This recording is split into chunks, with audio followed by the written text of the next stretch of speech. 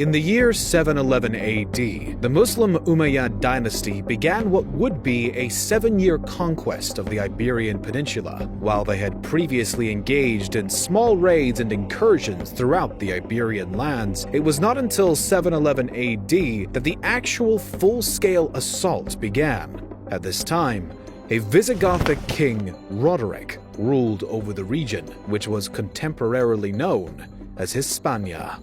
The Umayyad commander, Tariq ibn Ziyad, was now ready to face off with Roderick and his troops. Crossing modern-day Gibraltar, the channel that divided Hispania and North Africa, Ziyad led his army into the peninsula and along the banks of the Wadi Laku River. Upon entering Hispania, the Umayyad troops clashed with Roderick and his own, resulting in a victory for the Muslim invaders. King Roderick was actually killed in battle against Tariq ibn Ziyad, which the latter had not really been expecting. To Ziyad's pleasant surprise, the loss of their king would have pushed the local troops into a downhill spiral. The Umayyads were able to fully seize power through the Iberian Peninsula in 718 and establish the region as a province under the Umayyad Caliphate with Cordova as the new capital. This organization of territory remained until halfway through the 8th century after the Umayyad Caliphate was toppled by the succeeding Abbasid Caliphate in 750. By 756, the remaining Umayyad leader Abd al-Rahman I outright refused to acknowledge the authority of the Abbasid Caliphate.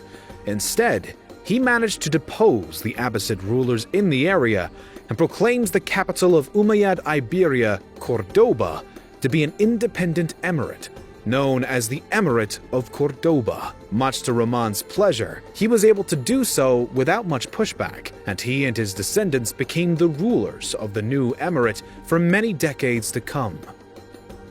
The political situation throughout the Emirate of Cordoba and the surrounding parts of the peninsula remains more or less uneventful for the first century and a half. There was, however, a proactive decline in power and stability of the emirate that became glaringly apparent around the time that the new emir, Abd al-Rahman III, took power in 912. Rahman was not willing to give up his authority or territory quite yet, though. His first mission, which he succeeded at, was to consolidate power not only within the Emirate of Cordoba, but across the whole of the peninsula or Al-Andalus, and even extending to some parts of North Africa.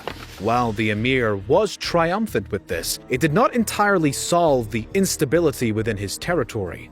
Riots and discord remains to a high degree, and there was outside pressure from the nearby Abbasid Caliphate in Baghdad and Fatimid Caliphate in Tunis, which made Rahman realize that more must be done to solve the problem. Hoping to be able to directly combat both internal and external threats at the same time, the Emir of Cordoba opted to give himself a promotion of sorts.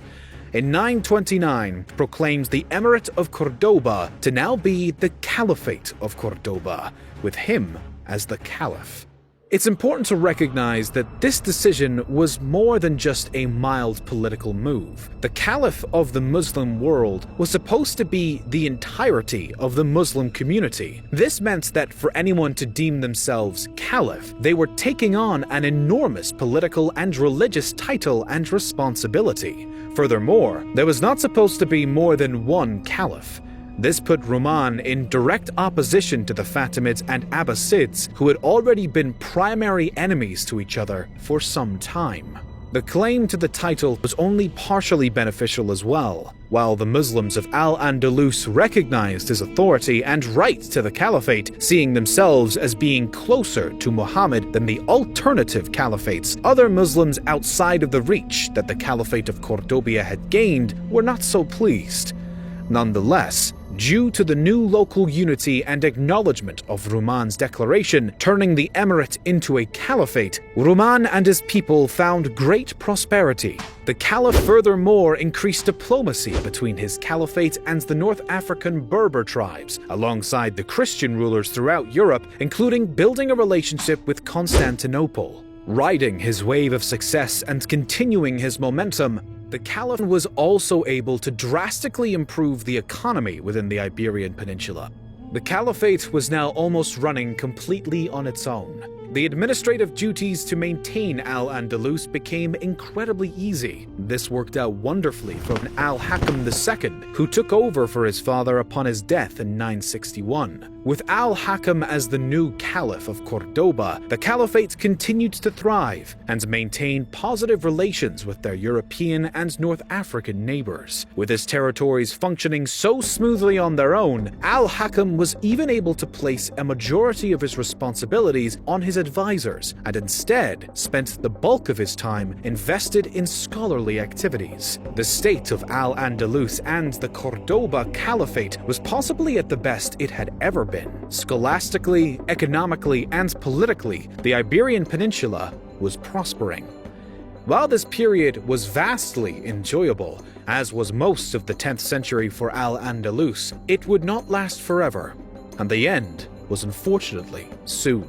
Before Al-Hakam died in 976, he had chosen his young son to become his successor. The issue with this decision, though, was the minor age of Al-Hakam's son. The unprepared 10-year-old was not equipped in any form to take over the caliphate, but it had still been decided by the previous caliph nonetheless, and his top advisor, Almanzor, had pledged loyalty to young Hisham II already.